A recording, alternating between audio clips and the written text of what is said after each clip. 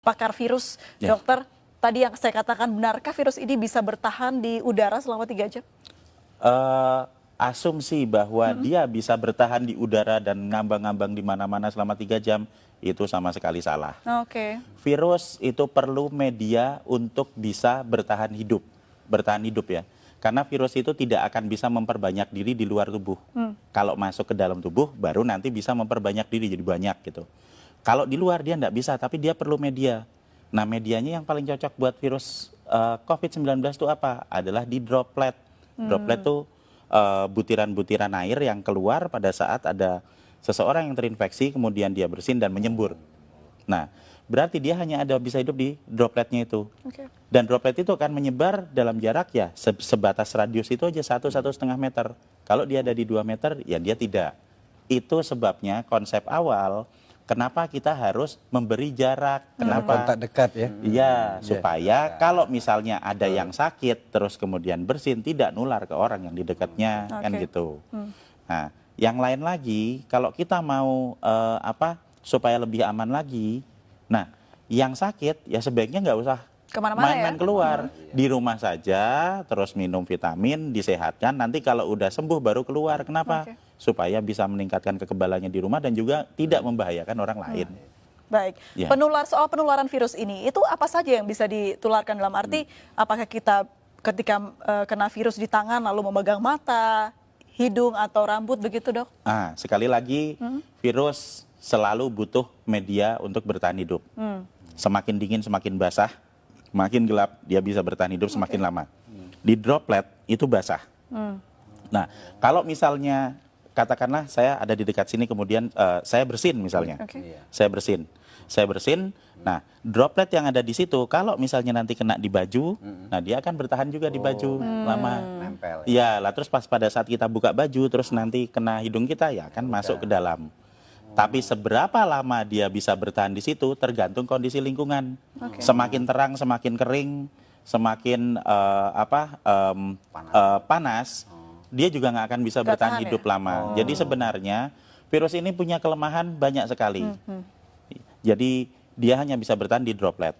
Kalau misalnya ada yang bilang, misalnya kan kalau misalnya dia ditaruh di meja yang dingin gitu, bertahan 9 hari. Ada hoax seperti itu. Itu hoax ya, Dok? Menurut saya hoax. Kenapa? Nah, kalau dia hanya bisa bertahan di dalam droplet. Di dalam droplet itu kalau misalnya dia kondisinya tidak sesuai dengan dia dan terjadi penguapan, kan jadi kering, dia nggak bisa bertahan lama. Jadi droplet ini sesuatu yang cair begitu ya, Dok ya? Cair, iya. Itu loh, tetesan lendir atau cairan yang ada di situ. Dan kalau misalnya kita bersin di satu lokasi atau di meja misalnya, kemudian kita langsung dibersihkan dengan desinfektan, dibersihkan dengan sabun, dibersihkan dengan pembersih lantai atau apa, itu dilap gitu, dalam waktu 3 menit sudah hancur. Jadi virus ini gampang hancur dengan pelarut lemak, dengan sabun, dengan deterjen dan macam-macam, termasuk kalau nempel di baju kita terus langsung masukin mesin cuci, itu virusnya hancur. Kelemahannya seperti itu. Nah, kelebihannya nyebarnya cepat. Jadi sebenarnya kita bisa tahu kelemahan dan kekuatan virusnya dengan jelas supaya kita bisa ngatasi. Kita harus tahu dulu kalau kita mau bertempur, kita kan harus tahu dulu musuhnya.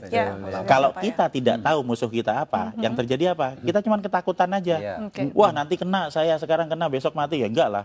Kalau dari segi virusnya atau ya faktor dia bisa tumbuh begitu, apakah benda yang dia hinggapi begitu ya, Dok ya, itu mempengaruhi juga si virus ini bertahan hidup begitu, seperti di plastik berbeda dengan di kayu mungkin? Iya, semakin dingin dia bisa bertahan hidup semakin lama. Tapi permasalahannya di sini adalah bukan seberapa lama dia bisa ada di situ, seberapa ingin dia hidup. Seberapa kita ingin supaya virus itu tetap hidup. Kalau kita pengen virus itu cepat mati supaya nggak nular, ya kalau misalnya kita tahu mejanya kotor, ya dibersihin aja. Disemprot, dibersihin. Ada yang bersin misalnya, ya cepat-cepat disemprot, dibersihin. Semakin kita diamkan paparan virus yang ada di situ, ya dia akan bertahan semakin lama. Tapi kalau misalnya kita bisa punya kesadaran sendiri untuk mulai dengan pola hidup bersih, setiap ada sebaran di situ ya kita semprot bersih, simpel kok itu, enggak terlalu sulit, cuma diusap aja seperti itu. Nah, maka kita akan sangat membantu untuk mengurangi sebaran virus. Baik, itu juga berlaku untuk batuk begitu ya, Dok ya? Iya, betul. Dan kalau tetap mata nggak mungkin ya dok ya. Bisa Enggak, jadi. enggak, sama sekali tidak mungkin. Apalagi hanya pikiran. Iya, hanya kalau tetap pikiran. mata ntar jatuhnya ke hati ya dok ya. Makanya halu baik, itu, ya, halu. halu. Kalau berbicara soal bagaimana dampak negatif dari virus ini, apa dampak yang paling buruk bisa dihasilkan dari virus ini dok? Jadi kita akan kembali lagi ke sifat virus. Virus ini pertama, cepat menyebar. Jadi dia akan sangat mudah beradaptasi, bisa menempel di saluran pernapasan manusia. Yang kedua, fatality rate-nya tidak besar. Ini kita bisa lihat dari hasil statistik dimanapun di seluruh dunia, bahwa masih selalu akan ada 97% orang yang recovery. Jadi kalau dari 100% populasi ada 3% yang masuk ke fatality rate, dan 97% itu dia bisa pulih dan juga bisa masih tetap sehat. Ini yang terjadi di pasien nomor 1, 2, 3. Ingat toh waktu di Depok itu? Jadi tanggal 29 Februari dinyatakan positif. Benar toh? Terus dirawat di rumah sakit selama 16 hari. Dan kemarin mereka semua pulang dalam kondisi sehat dan berubah jadi negatif. Berarti apa? Status positif terinfeksi ini bukan status yang tetap. Seperti misalnya, oh saya kena, sekarang saya positif. Sampai 1 tahun ke depan saya tetap positif. Tidak. Itu akan berubah seiring dengan peningkatan kekebalan tubuh. Okay. Jadi kalau hari pertama saya terinfeksi, saya akan positif.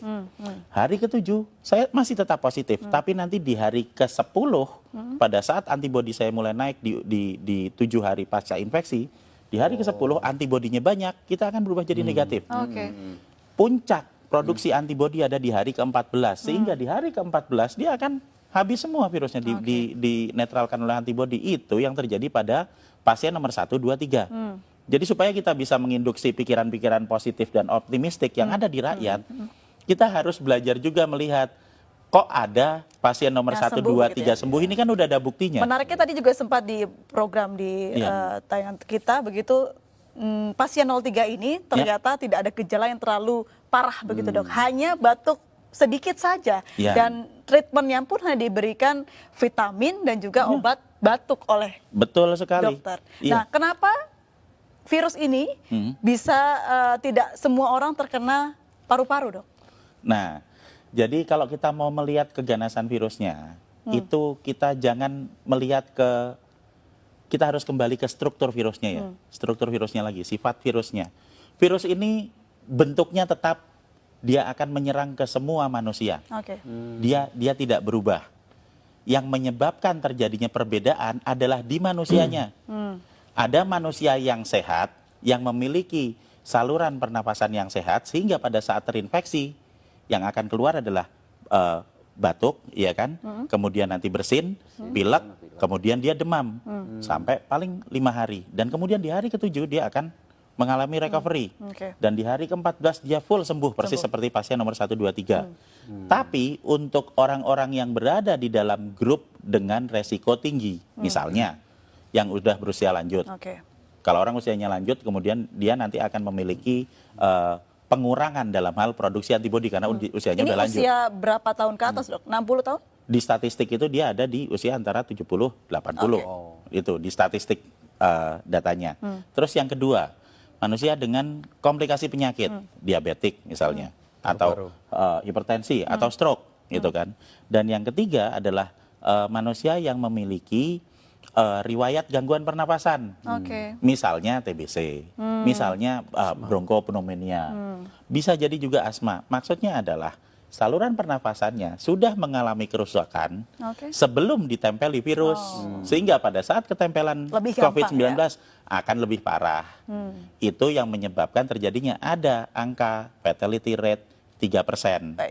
Nah, jika kita akan fokus ke 3% ini, berarti kita akan berbicara mengenai grup dengan resiko tinggi, sehingga yang seharusnya lebih diperhatikan adalah yang di grup dengan resiko tinggi ini untuk dapat prioritas ke rumah sakit. Kenapa? Supaya rumah sakitnya nggak penuh, dokternya nggak repot. Jadi nggak ada yang baru pertama kali kena sekarang baru demam sebentar terus waduh besok saya mati langsung ke dokter. Nggak seperti itu. Kita mendahulukan grup dengan resiko tinggi, sehingga tidak semuanya harus masuk rumah sakit. Nah, kita harus memberikan edukasi gimana caranya supaya kita bisa melawan virusnya yang ada di luar tubuh, meningkatkan antibodi yang ada di dalam tubuh secara mandiri, supaya kita semua nanti bisa ngatasi virusnya. Pertanyaannya, ketika seorang yang pasien positif sudah sembuh begitu, Ya. akankah dia bisa positif kembali? Ya, Bisa. bisa. Jadi kita berbicara mengenai masalah sebaran virus. Oke.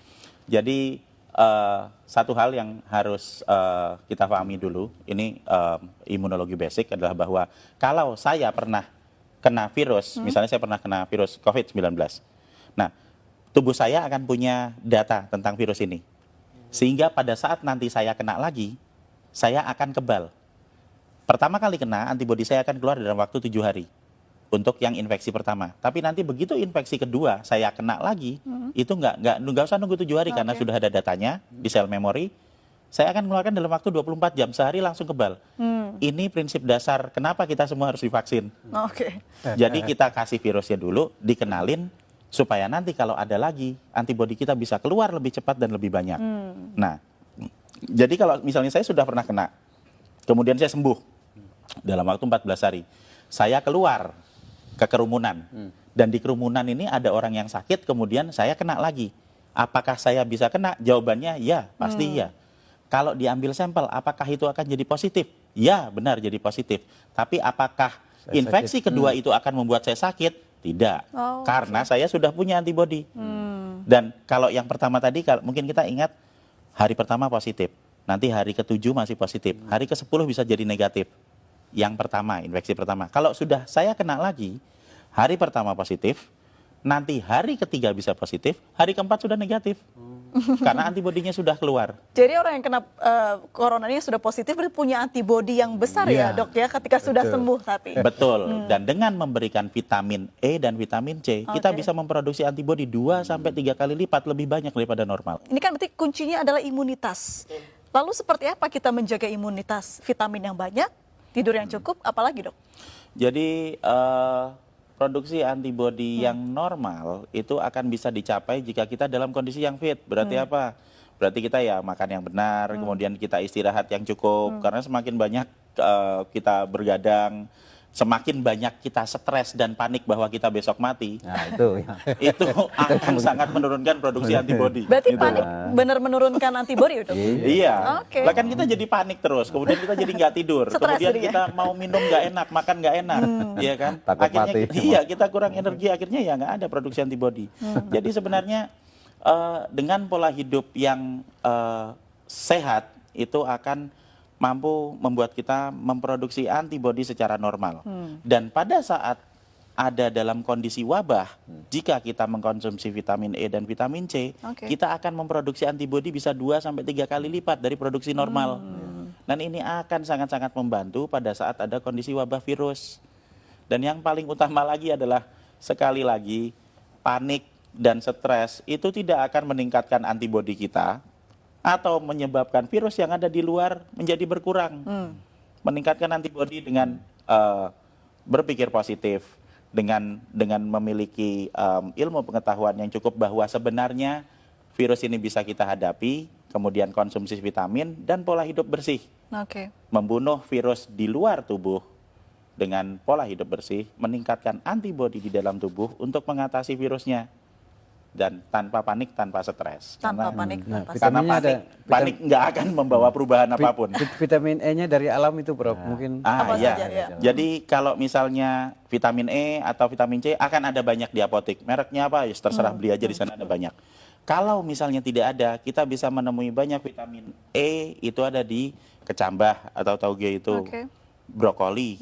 Kemudian ada di daun kelor, itu vitamin E-nya cukup banyak. Sementara vitamin C ya biasa ada di jeruk, ada di tomat, bahkan cabai itu vitamin C-nya cukup tinggi. Jadi jika kita bisa membeli yang dari apotek yang sudah diekstrak itu ya alhamdulillah. Kalau tidak bisa, apa yang ada di alam bisa kita pakai untuk meningkatkan kekebalan kita. Semua orang, semua penduduk bisa meningkatkan produksi antibodi dan semua orang berhak untuk hidup sehat.